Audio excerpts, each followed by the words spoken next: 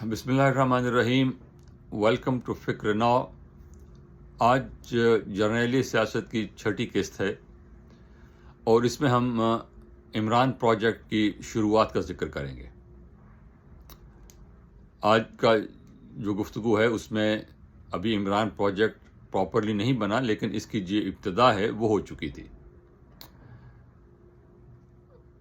इमरान खान की जो ज़हनी तरक्की है, उसका जो ज़हनी सफ़र है, मगरब से नफ़रत और इस्लाम की तरफ तवज्जो और कंजर्वेटिव और नेशनलिज़म और ये सारा कुछ जो हुआ, उसकी ज़ाती वजूहात हैं। उनकी वालदा की वफ़ात का उसमें हिस्सा है। उसको जिस तरह एक्सपोज वेस्ट के सामने वो खुद हुआ और वेस्ट ने खुद अपने आप को उसके सामने ज़ाहिर किया, उससे एक वक्त तक तो बहुत मोहब्बत रही, बहुत चाहत रही वेस्ट की, लेकिन फिर आहिस्ता आहिस्ता जो है उससे कुछ थोड़ी दूरी और बिलाखिर नफ़रत में बदल गई। लेकिन इसके बावजूद कि उन्होंने अपना ये सफ़र एक प्ले बॉय से एक बॉर्न अगेन मुस्लिम की तरफ शुरू किया, और लेकिन मगरब से उस तरह उन्होंने जान छुड़ाई नहीं जिस तरह के वो अपनी बातों में कहते हैं। मसलन शादी उन्होंने फिर वहीं की 1995 में, मगरब के ख़िलाफ़ बोलने के बावजूद, मगरब सारी बातें करने के बावजूद शादी फिर उन्होंने वहीं की। और उसके बाद वो जहाँ एक तरफ ख़ुद को मजहबी इस्लामिस्ट, सूफ़ी, जिहादिस्ट और एंटी वेस्ट और एंटी अमेरिका ज़ाहिर करते हैं, वहीं पर वो अगली सांस में अपने आप को लिबरल, डेमोक्रेटिक, ह्यूमन राइट्स की बात करते भी दिखाई देते हैं। तो ये एक तज़ाद उनमें शुरू से रहा है। उनकी ज़हनी तरबियत में लेफ्टिनेंट जनरल हमीद गुल मरहूम का बहुत अहम रोल रहा है। हमीद गुल बड़े पढ़े लिखे और बड़े ब्राइट जनरल थे और बड़े सख्त गिर किस्म के जिहादी थे। अफ़गानिस्तान पॉलिसी में उनका बड़ा अहम किरदार रहा, और जो हमारे फ़ौजी इदारे में एक चीज़ पाई जाती है कि सियासतदानों से एक किस्म की नफ़रत, जमहूरियत से एक किस्म की बेचैनी कि ये क्या है, और मसाइल को जो है फौरी तौर पर ऑर्डर के ज़रिए, एग्जेक्टिव ऑर्डर्स के ज़रिए हल करने की ख्वाहिश और कोशिश जो है वो सब में रही है। लेकिन हमीद गुल ने उसको जो इस्लामी जिहाद का जो रंग दिया, उससे वो एक नई जहत उसमें आई, और उन्होंने ये फ़लसफ़ा पेश किया कि मुसलमानों की निजात और पाकिस्तान की निजात और पाकिस्तान में आगे बढ़ने की निजात जो है वो जिहाद में है, इस्लामी जिहाद में है। और वो उसी के लिए फिर आपने वो कश्मीर में जो कुछ होता रहा, कि अफ़गानिस्तान में जो कुछ होता रहा, वो आपके सामने है। और जनरल हमीद गुल जो थे, उनको इस बात पे बड़ा नाराज़गी थी, इस बात पे कि उन्हें चीफ ऑफ आर्मी स्टाफ नहीं बनाया गया, और उनका ख्याल ये था कि उनको इसलिए नहीं बनाया गया कि अमेरिका ने उनको सपोर्ट नहीं किया था। बात गलत है, सही हम नहीं कह सकते, लेकिन उनका ख्याल था, और ये उन्होंने बात खुल के कही है कि मुझे उनकी सपोर्ट हासिल नहीं थी, और उसकी सपोर्ट इसलिए हासिल नहीं थी कि मैं इस्लाम की बात करता हूँ, जिहाद की बात करता हूँ और नेशनलिस्ट हूँ और इस किस्म की बातें। तो ये जनरल साहब जो थे, ये अमलन इमरान खान के एक किस्म के आप मुर्शिद कह लीजिए, उनको उनके उस्ताद कह लीजिए। तो उन्होंने उनमें काफ़ी किरदार उसमें अदा किया, और उनकी जो सियासी जो ख्वाहिशात थी, सियासी जो एम्बिशंस थी, उनको काफ़ी महमीज़ दी उन्होंने। और उसमें ये चीज़ शामिल है कि दोनों जब पार्टीज़, पीपल्स पार्टी और मुस्लिम लीग, बेनज़ीर और नवाज शरीफ, इन दोनों से जान छुड़ाना चाहते थे ये कि ये इनको जो है आगे नहीं आने देना इनसे, लेकिन कुछ तरीका नज़र नहीं आ रहा था। अब हमीद गुल जो थे वो 87 में ISI के चीफ बने, और 89 में जब बेनज़ीर ने उनको वहाँ से फारिग कर दिया, क्योंकि वो उनको ان کے پالیسی جو تھی، ان کا جو رویہ تھا وہ بینظیر کو پسند نہیں تھا، اور اس کے بعد انہوں نے خود کو ریٹائر کر لیا، اور ریٹائر ہونے کے بعد پھر وہ کھل کر سیاست میں آئے، اور آئی جی آئی بنائی انہوں نے. اس میں ان کا بڑا اہم کردار تھا آئی جی آئی میں. اگر یہ اس وقت آئی سی آئی کے چیف نہیں تھے، یہ ایز اے پرائیویٹ سٹیزن تھے، لیکن ان کا بڑا اہم کردار تھا، اور انہوں نے جو مذہبی جماعتیں تھیں ان کے ساتھ مل کر خود سٹیج پر جا کے جلسے میں خطاب کیا، جلسے میں کھڑے تصویریں بنوائیں اور ان کو سامنے لایا گیا. لیکن اس وقت تک 88 تک جو ہے 90 تک بھی عمران خان کی کوئی حیثیت تھی نہیں. اس دوران ایک واقعہ یہ ہوا کہ عبدالستار ایدھی مرحوم، جو کہ بالکل کنٹروورشل نہیں ہیں اور ان کو بڑا احترام ہر جگہ ان کا پایا جاتا ہے کہ انہوں نے بڑی انسانیت کی بڑی خدمت کی ہے، ان کے ساتھ ایک واقعہ 1994 میں یہ آیا کہ وہ اچانک لندن چلے گئے، اور انہوں نے یہ کہا کہ میری زندگی کو خطرہ ہے پاکستان میں. اور برطانیہ کے اخبار انڈیپینڈنٹ میں بڑی تفصیل سے خبر شائع ہوئی کہ وہ لندن میں انہوں نے کسی چھپا کے رکھا گیا، ان کے جو دوست ہیں وہاں پر انہوں نے چھپا کے رکھا کیونکہ ان کو خطرہ تھا کہ لندن میں بھی ان کی جان کو خطرہ ہے. اور بعد میں انہوں نے یہ کہا کہ ان کو جنرل حمید گل اور عمران خان نے کہا تھا کہ آپ ہمارے ساتھ مل کر بے نظیر کی حکومت کے خلاف تحریک چلائیں، کیونکہ بے نظیر کی حکومت ان کو ہرگز پسند نہیں تھی، اور ایدھی جو تھے وہ غیر سیاسی تھے اور ان کا بڑا احترام تھا. تو یہ کوشش یہ کی گئی کہ ان کا نام استعمال کیا جائے.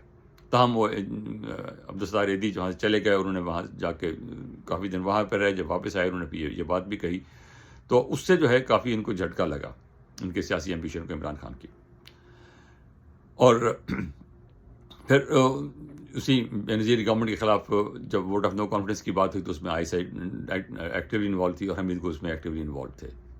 اور آئی جی آئی بھی اس وقت بنائی گئی تھی کہ ان کے خلاف ان کو استعمال کیا جائے بے نظیر کے خلاف. تو بات خیر نہیں بنی وہ.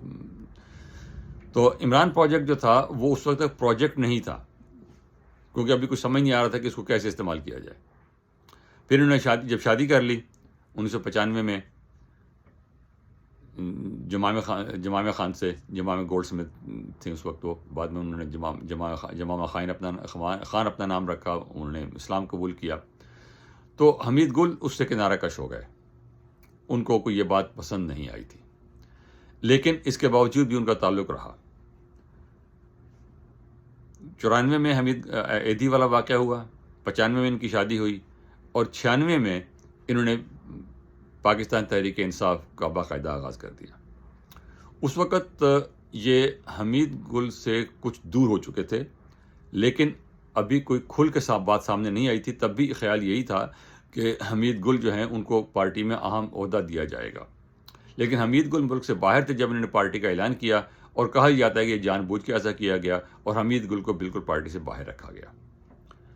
لگتا یہ ہے کہ اس وقت عمران خان جو ہیں ان کی سیاسی جو ایمبیشنز ہیں وہ کافی مضبوط ہو چکی تھیں، اگرچہ ان کو پبلک سپورٹ نہیں تھی، اور بحیثیت ایک غیر سیاسی شخص کے جنہوں نے کینسر ہاسپٹل بنایا، جنہوں نے اپنا نام کمایا سپورٹس میں بھی، تو اس کی حیثیت سے ان کو ایک ایڈوانٹیج تھا کہ یہ غیر سیاسی ہیں اور یہ ملک کے لیے کام کرنا چاہتے ہیں، یہ اچھے آدمی ہیں، نیک آدمی. اسی کی چیز کو بعد میں صادق امین کا بعد میں ٹائٹل دے دیا گیا اس کی چیز کو.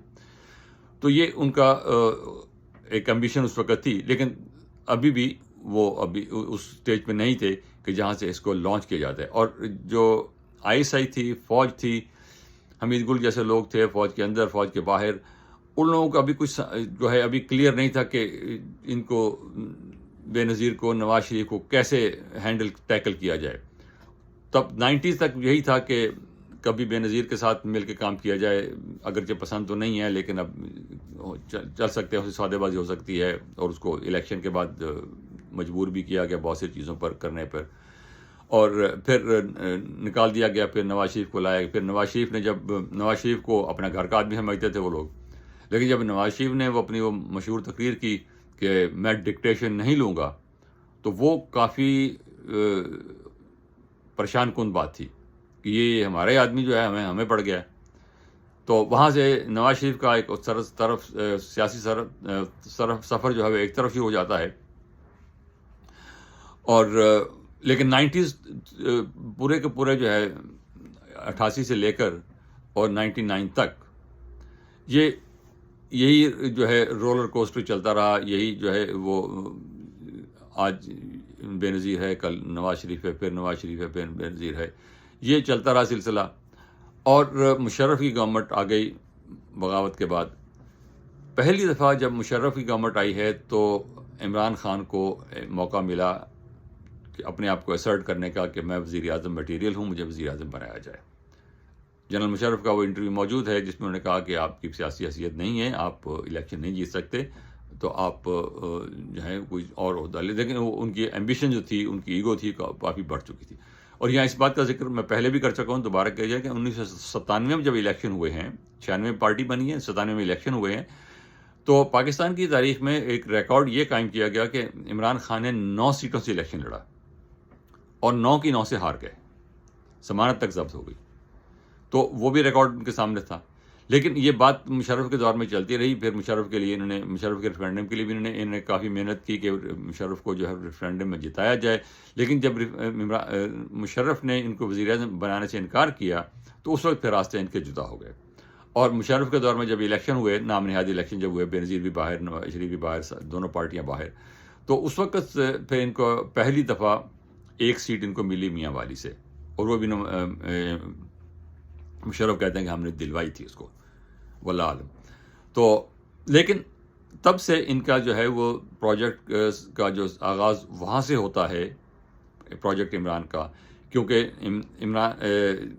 مشرف کی بغاوت کے بعد مشرف کا یہ بیان آن ریکارڈ ہے کہ نواز شریف اور بے نظیر کی سیاست ہمیشہ کے لیے ختم ہو گئی ہے اور دونوں ملک سے باہر تھے اس وقت، اور وہ واپس کبھی نہیں واپس آئیں گے اور ان کی سیاست ختم ہو چکی ہے. تو وہاں سے جو ہے اس پروجیکٹ کا آغاز ہوتا ہے.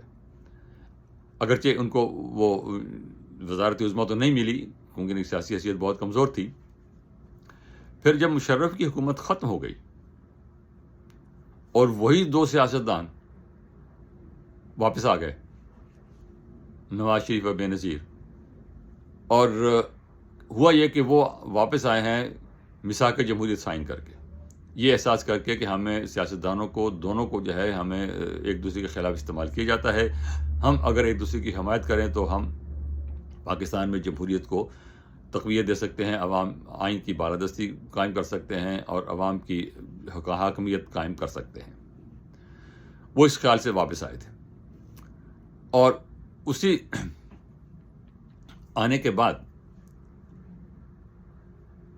جب یہ گورنمنٹ ختم ہو گئی اس کی مشرف کی، اور بے نظیر اور نواز شریف دونوں مل کر الیکشن کیمپین کر رہے تھے، تو بے نظیر کو قتل کر دیا گیا. اور وہ قتل کرنا جو تھا وہ مہنگا پڑ گیا. وہ بے نظیر کو کیسے واپس لایا گیا وہ ایک الگ کہانی ہے، لیکن وہ اس کے قتل کے بعد پھر اس کو روکنا ممکن نہیں رہا. Imran Khan was a minor player, Imran Khan کی اس وقت کوئی حیثیت ایسی نہیں تھی، لیکن وہ بہرحال اس کو سامنے لایا جا رہا تھا. بے نظیر کی گورنمنٹ چلتی رہی، اگرچہ وہ خود زندگی سے ہاتھ دھو بیٹھی تھیں، لیکن ان کا نام چلتا رہا جیسے ان کے والد کا نام چل رہا تھا.